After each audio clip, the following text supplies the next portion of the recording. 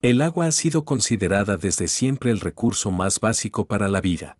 Durante siglos, la humanidad la trató como un bien público abundante e inagotable. Sin embargo, al entrar en el siglo XXI, una tendencia cada vez más evidente comenzó a manifestarse en todo el mundo. El agua ya no es solamente un recurso esencial para la población. Está convirtiéndose también en un activo estratégico, financiero y geopolítico de enorme importancia. En enero de 2007, una operación empresarial en la ciudad china de Lanzhou, en la provincia de Gansu, llamó la atención de numerosos analistas. El grupo de abastecimiento de agua de Lanzhou planeaba vender el 49% de sus acciones.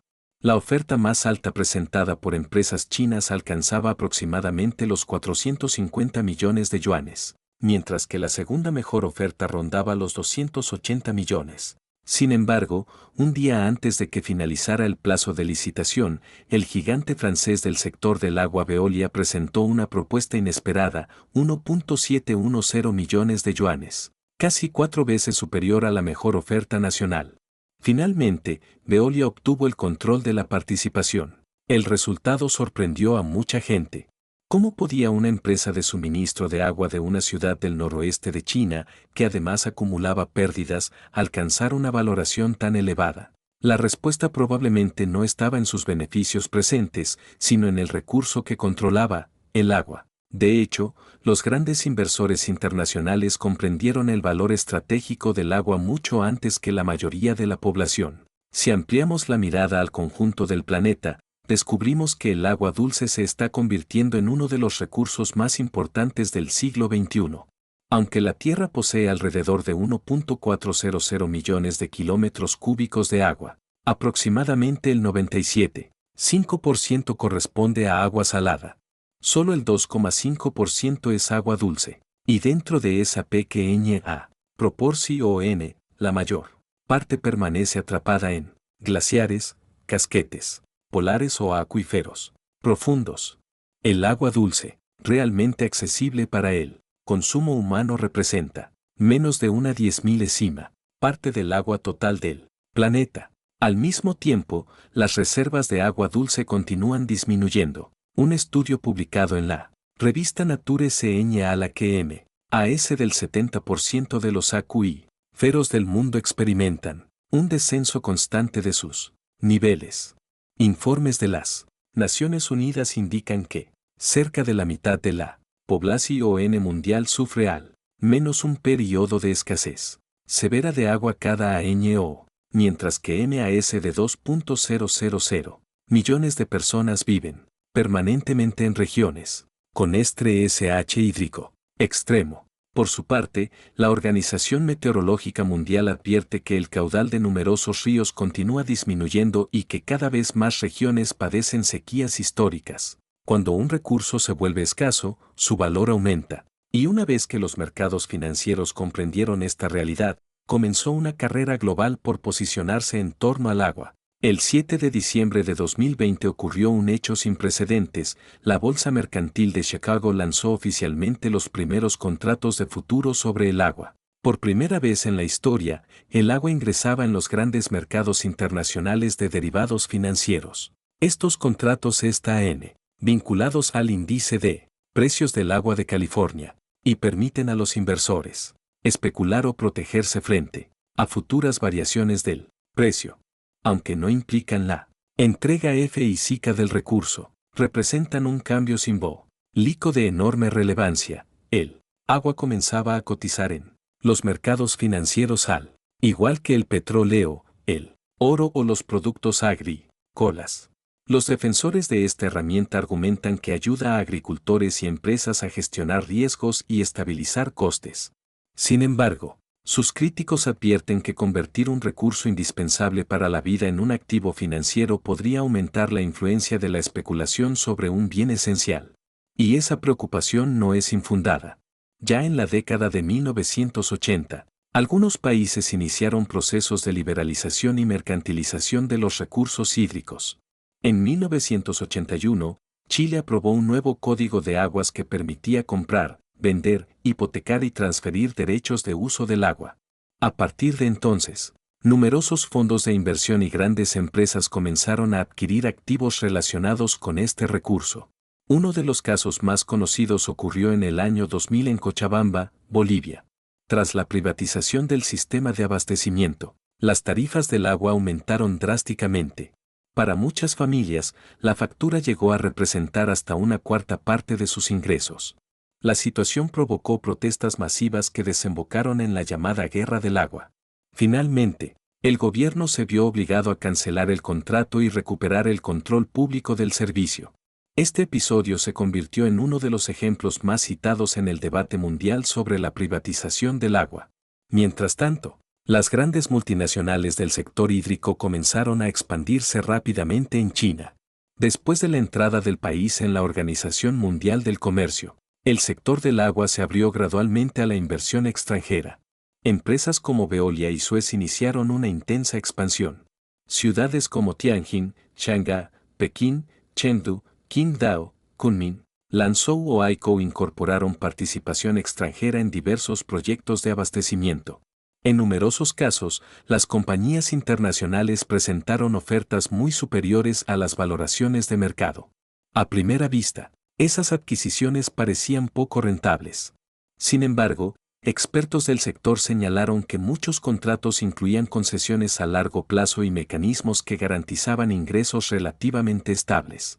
Para los inversores, el atractivo principal era evidente: el suministro de agua genera una demanda constante, flujos de caja previsibles y riesgos relativamente reducidos. Con el paso de los años, algunos ciudadanos comenzaron a percibir aumentos en las tarifas del agua.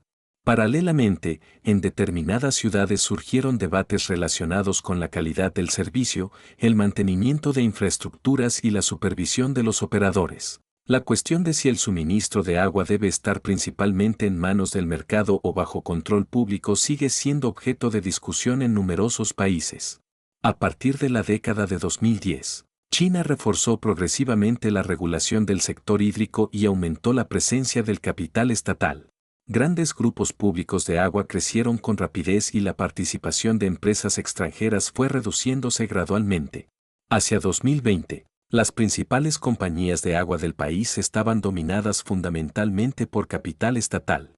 Sin embargo, la competencia por los recursos hídricos no desapareció. Simplemente comenzó a trasladarse a una escala más amplia: la geopolítica internacional. Los ríos transfronterizos se han convertido en un asunto cada vez más relevante en las relaciones internacionales. Un ejemplo es el río Colorado, una de las principales fuentes de agua del suroeste de Estados Unidos. Durante más de un siglo, la construcción de grandes presas y sistemas de irrigación permitió impulsar el desarrollo de ciudades como Las Vegas o Phoenix. Pero el crecimiento demográfico y las sequías prolongadas han reducido significativamente el caudal del río, afectando también a las cantidades de agua que llegan a México. Situaciones similares se observan en numerosas cuencas internacionales. La cuenca del Mekong, en el sudeste asiático, constituye otro ejemplo. Este río atraviesa varios países y desempeña un papel fundamental para la agricultura, la pesca y el suministro de agua de millones de personas. Las decisiones relacionadas con centrales hidroeléctricas, regulación de caudales, control de inundaciones o distribución de recursos suelen generar diferencias de intereses entre los países ribereños, otorgando a estas cuestiones una dimensión claramente geopolítica. Al mismo tiempo, el vínculo entre el agua y la seguridad nacional es cada vez más evidente. Ante el avance del cambio climático y el aumento de fenómenos meteorológicos extremos, numerosos gobiernos han incorporado la seguridad hídrica a sus estrategias nacionales. La construcción de embalses, los proyectos de trasvase entre cuencas, la protección de acuíferos y el desarrollo de tecnologías de desalinización son considerados elementos fundamentales para garantizar el futuro. Para China, este desafío resulta especialmente significativo. Aunque el país dispone de importantes reservas totales de agua dulce, su enorme población provoca que la disponibilidad per cápita sea considerablemente inferior a la media mundial. Además, la distribución geográfica es extremadamente desigual. El sur concentra abundantes recursos hídricos, mientras que el norte sufre escasez crónica. A finales del siglo XX, El río Amarillo llegó a sufrir episodios repetidos de interrupción de su caudal, mientras que la sobreexplotación de aguas subterráneas provocó hundimientos del terreno en algunas regiones del norte del país. Frente a esta situación, China puso en marcha el proyecto de trasvase de agua sur-norte. Se trata de una de las mayores obras hidráulicas jamás construidas por el ser humano. Su objetivo es transportar agua desde la cuenca del río Yangtze hacia las regiones septentrionales para aliviar la escasez que afecta desde hace décadas al norte de China. Tras su puesta en funcionamiento, ciudades como Pekín, Tianjin y numerosas localidades del norte experimentaron mejoras significativas en su abastecimiento. Al mismo tiempo, el país continúa desarrollando grandes infraestructuras hidráulicas, fortaleciendo la gestión integrada de los recursos y reforzando su capacidad para garantizar la seguridad hídrica nacional. Observando las tendencias globales, todo indica que la importancia estratégica del agua seguirá aumentando durante las próximas décadas. El crecimiento de la población, la industrialización, la expansión de la agricultura de regadío y los efectos del cambio climático continuarán ejerciendo presión sobre unas reservas de agua dulce cada vez más limitadas. Para todos los países, el gran desafío será encontrar un equilibrio entre el aprovechamiento económico de los recursos, la protección de los ecosistemas y la defensa del interés público. A lo largo de la historia, las sociedades compitieron por la tierra. Más tarde, por las fuentes de energía. En el futuro, el agua podría convertirse en uno de los factores más determinantes de la política internacional. Los mercados de futuros, las adquisiciones de activos hídricos por parte de grandes fondos de inversión, las disputas y acuerdos en torno a ríos internacionales o las estrategias nacionales de seguridad hídrica apuntan en una misma dirección. El agua ya no es únicamente un recurso natural. Es un activo estratégico capaz de influir en el desarrollo económico, la estabilidad social y la competitividad de las naciones. Y para la mayoría de las personas, toda esta compleja realidad termina reduciéndose a una pregunta aparentemente sencilla. ¿Cuándo abrimos un grifo y vemos salir agua limpia, segura y constante, de dónde viene realmente? ¿Y quién garantiza que seguirá llegando mañana? La importancia de esa pregunta probablemente será cada vez mayor en el mundo que viene.